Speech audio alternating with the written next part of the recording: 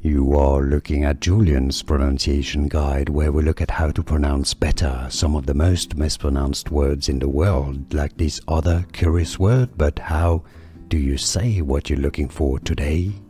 Let's learn how to pronounce these names. So this is the name. Most famous thing is the name of a county, and I believe it's a town, or is it a city, in New Mexico. This is also the name of a car model by Korean manufacturer Hyundai. If you want to learn how to pronounce Hyundai, stay tuned. And it's also just the name of a saint in Spanish. So the Spanish pronunciation is Santa Fe. Santa Fe, okay? So that's how you, if you want to pronounce it in Spanish, Santa Fe. Now, in English, the name of the place in New Mexico is pronounced as Santa Fe. Santa Fe. So you have a bit of a diphthong that doesn't exist in Spanish. There's fe.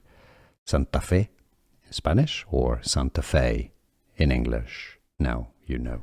Here are more videos on how to pronounce more confusing words and names too many mispronounced. Like this video if you found it useful. I appreciate your support. I'll see you soon, and thanks for watching.